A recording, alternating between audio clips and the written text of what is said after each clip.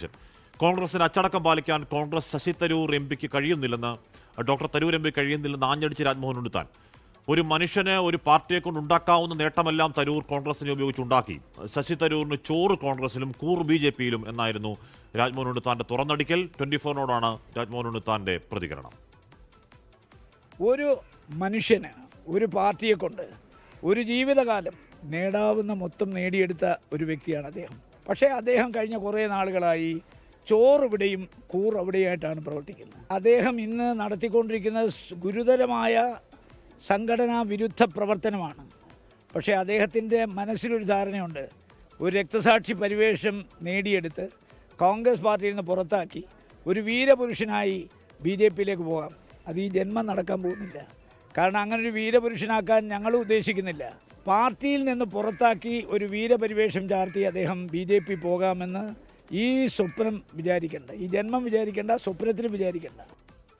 അരുൺ പാറക്കൽ വിവരങ്ങൾ വെച്ചിരുന്നു. അരുൺ, ഇതേ വിഷയത്തിൽ രമേശ് ചെന്നിത്തല പറയുന്ന തരൂരുമായി നിലവിൽ പാർട്ടിക്ക് പ്രശ്നങ്ങളില്ലെന്നും സർക്കാർ ക്ഷണിച്ചുകൊണ്ടാണ് പോയതെന്നും അങ്ങനെ പോകണമെന്ന് വിചാരിക്കേണ്ടത് ഓരോ വ്യക്തികളുമാണെന്നൊക്കെ പൊതിഞ്ഞു പറയാം. കാര്യം ഒരു തെരഞ്ഞെടുപ്പ് കാലമാകുമ്പോഴേക്കും പാർട്ടിക്കകത്തെ പ്രശ്നങ്ങളൊക്കെ പൊതിഞ്ഞു പറയൽ നാടിന്റെ ഒരു രീതിയാണ്. പക്ഷേ രാജ്മോഹൻ ഉണ്ണിത്താൻ ചേട്ടൻ അതൊന്നും ബാധകമല്ല, ആഞ്ഞടിക്കും.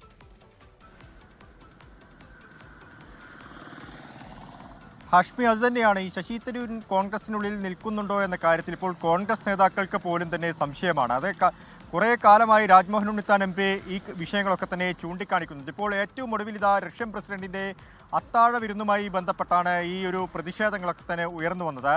അതിൽ രാഹുൽ ഗാന്ധിക്കും അതുപോലെ തന്നെ മല്ലികാർജ്ജുൻ ഖാർഗെക്കും ക്ഷണം ലഭിച്ചിട്ടില്ല. പ്രത്യേകിച്ച് നരേന്ദ്രമോദി കോൺഗ്രസിനെ വിഭജിച്ചാണ് ഇപ്പോൾ രാജ്യം ഭരിക്കുന്നതെന്ന് രാജ്മോഹൻ ഉണ്ണിത്താൻ MP എടുത്തു പറയുന്നുണ്ട്.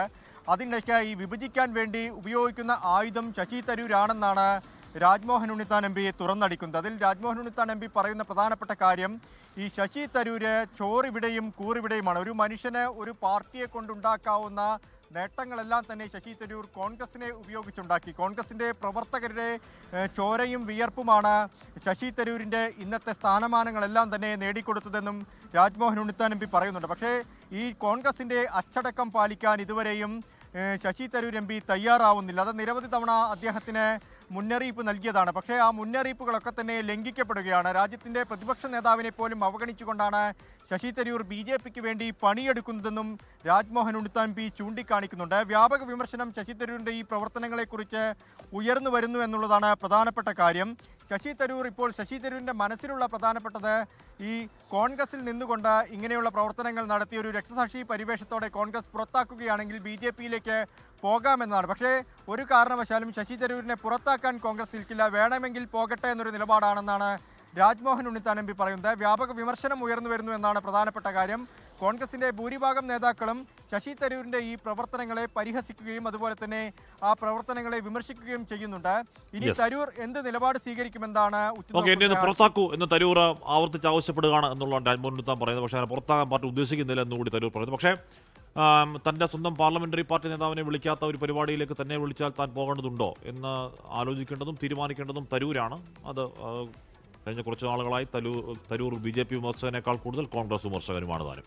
ലോകത്തെവിടെയായാലും ഏത് സമയത്തും 24 വാർത്തകളും ഓഗ്മെന്റഡ് റിയാലിറ്റി പാക്കേജുകളും എക്സ്പ്ലെയിനറുകളും വിശദമായി കാണാൻ ഞങ്ങളുടെ YouTube ചാനൽ നിങ്ങൾക്ക് സബ്സ്ക്രൈബ് ചെയ്യാം.